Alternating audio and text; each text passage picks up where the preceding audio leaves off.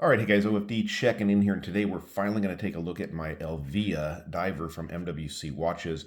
Pick this watch up from the Milspec Watch Group website. I'll leave information down below in the description to their website. Lots of cool watches over there from Marathon, MWC, and a lot of other companies. Some really nice stuff to take a look at. So today I want to talk about this one. Now, I thought I'd get a review up in a week of this, and it took me about 2 weeks. Had to travel for work and whatnot, but really gave me a chance and an opportunity to know this watch and to really fall in love with it. I'm super excited, and I want to go through the reasons that I picked this particular one. Like I said in the unboxing video, Chris Marshall has a couple of these MRP style cased watches from MWC, and they're labeled MWC, and so he has a quartz and an automatic model with an NH35 like this does. And I thought, I really want one of those. I love that case style, but I wanted something a little bit differently. And this Elvia kind of spoke to me. I think because of the name, it's not actually branded MWC up there at the top. Let me see if I can get a little bit closer here. You guys can see that it's Elvia and Berlin.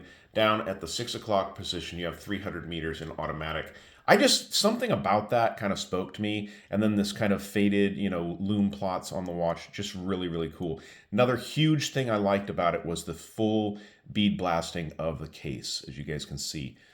No shiny parts on this, no bevels, no anything like that. It's very smooth. It's almost like if you guys are familiar with firearms, when somebody softens like a 1911, you go through and you take all the rough edges off of it. It's kind of the feel this watch has to it. Also, what I really like is the bezel on the watch. It's a PVD coated bezel, but it's not shiny at all. As you guys can see, it's all flat to kind of match the case of the watch, and it really gives it some good contrast there. Nice, clean, super smooth, 120 click bezel, and everything on this one lines up nicely, as you guys can see. Very grippy, nothing slippery there with the PVD. So this MRP style case, a lot of people will call this a Monin style case. I'm of the ilk that says that these cases were manufactured by MRP, which is a famous case maker out of Switzerland. And then in the 70s and 80s, Gaston Monin's company actually cased the watches. In other words, put movements in them and put the watches together for companies like Tag Heuer. That's where the Monin case name comes from, but MRP is the actual manufacturer of most of these cases and this design. So handset on this watch is a beautiful sword handset. As you guys can see, the broadsword out there for the hour hand, nice clean sweep of that second hand, again provided by the Seiko NH35 or Seiko Time Instruments movement there. I know a lot of people have issues with Seiko movements. I have no issue with it because they run super good. This one is currently at about -4 to -5 a day, which is really good. And with Seiko movements, from what I find, is the best thing you can do with them is wear them. That's what keeps a Seiko movement running really good. So go ahead and take a look at the crown of the side. No signature on the crown. I am wearing on the gray NATO strap that came with the watch.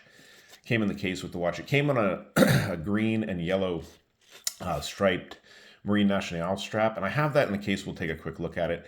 Take a look at the case back. I never took the sticker off of it, so I'll just kind of leave it on there. But you guys can see the water resistant 308 or 30 atmospheres, magnetic or anti-magnetic, all stainless steel construction, but very clean, very nice looking timepiece. I just like everything about this. I did trim the strap there. You guys can tell I trimmed that a little bit. Maybe you saw some marks on it, but altogether the watch is very nice. Now, in the unboxing, I did show you the case that it came with and everything like that. I don't think this is real leather, but it is very nice. We'll go ahead and open it up and show you here.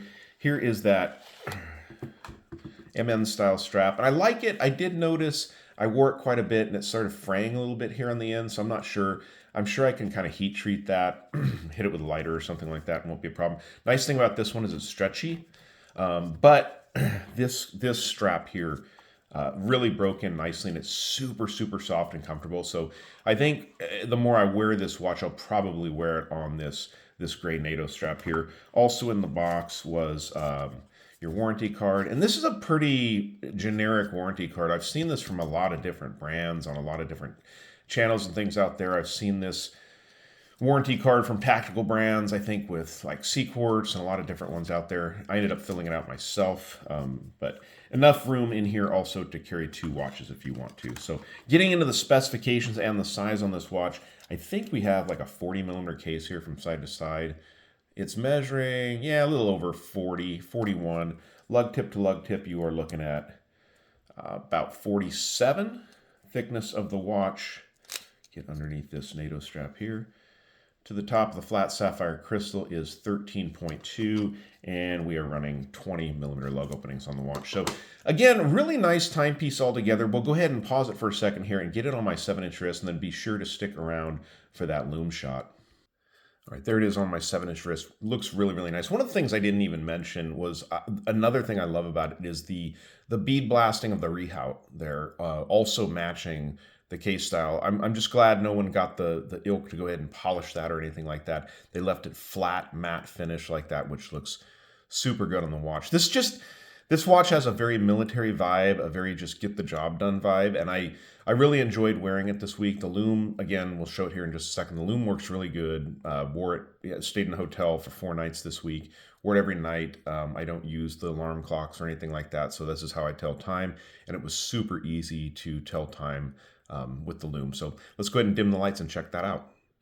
All right, so you guys can see just dimming the studio lights. I didn't even take it off my wrist. You guys can see it's glowing pretty good there. Down there in the background, my Steinhardt Ocean 1 brown bronze glowing also pretty good. But the lume on here is I think it's a C3 or C1 grade superluminova. Really nice and bright. Love the way it glows there, nice green. You can see that pip at the 12 o'clock position, but really everything on this watch I'm super happy about. Watch wears great, keeping great time. And again, Mil-Spec Watch Group is where I picked this one up. If you guys are interested in a watch from them, I can highly suggest picking one up. The retail on this one was $4.99 at their website. They do have some quartz models that are a little bit less. I did want the automatic. I know for some people that sounds pretty expensive for an NH35 movement, but honestly, things are getting more expensive everywhere nowadays, and I don't think that's really too bad for this watch. So, all right, guys, you like the video, give me a thumbs up there at the bottom. And if you've not subscribed to the OFD channel yet, please do. Please do. Thanks all.